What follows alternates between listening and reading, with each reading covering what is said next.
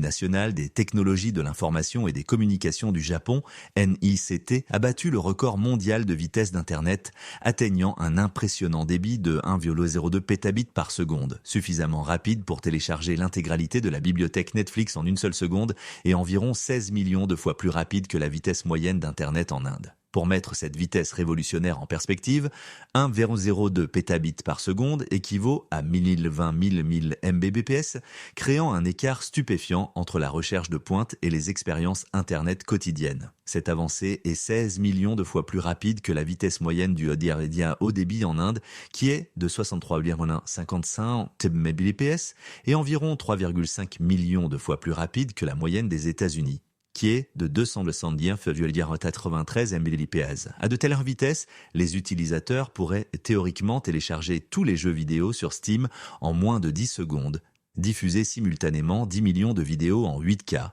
ou télécharger l'équivalent de 127 500 années de musique en une seule seconde. Alors que Singapour occupe actuellement la première place du classement mondial de l'Internet grand public avec des vitesses de 345,3 Mbps, la technologie expérimentale du Japon fonctionne à une échelle qui transforme notre compréhension de ce qui est possible en matière de transmission de données. La vitesse révolutionnaire a été atteinte grâce à une technologie innovante de fibre optique développée par le laboratoire de réseau photonique du NICT, en collaboration avec Sumitomo Electric et des chercheurs européens. Leur expérience a utilisé un câble à fibre optique spécialisé à 19 cœurs, créant essentiellement une super autoroute de données à 19 voies, tout en maintenant le même diamètre standard de 0,155 mm que les câbles conventionnels. Cette compatibilité avec l'infrastructure existante rend la mise en œuvre future plus réalisable, sans nécessité de refonte complète du système. Lors du test, ayant établi le record, les chercheurs ont envoyé des signaux à travers 19 boucles distinctes,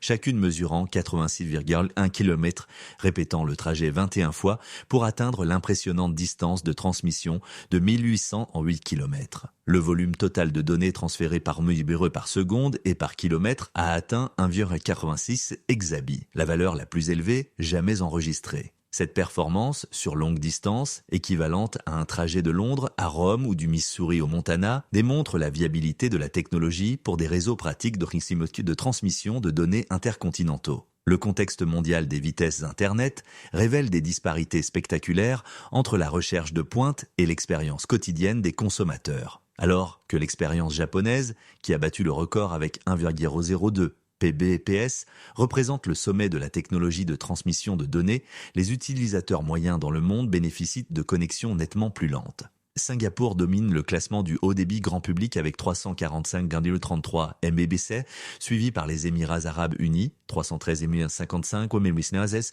et Hong Kong, 312,48 Mbps. Aux États-Unis, où la moyenne nationale a atteint 214 Mbps en 2025, avec d'importantes variations régionales, le Delaware bénéficie des vitesses les plus rapides à 246,95 Mbps, tandis que l'Idaho est à la traîne avec seulement 124,57 Mbps. Le paysage numérique de l'Inde a évolué rapidement, la consommation de données mobiles atteignant 27,5 Go par utilisateur chaque mois en 2025, soit près du double de la moyenne mondiale malgré des vitesses relativement modestes pour le haut débit fixe, qui s'établissent autour de 61,66 Mbps. Ce contexte met en lumière à quel point la réalisation japonaise de classe pétaoctet est véritablement révolutionnaire, opérant à des vitesses des millions de fois supérieures à celles actuellement accessibles aux consommateurs. La technologie révolutionnaire de 1,02 pétabits par seconde représente une étape transformatrice pour l'infrastructure des communications de prochaine génération.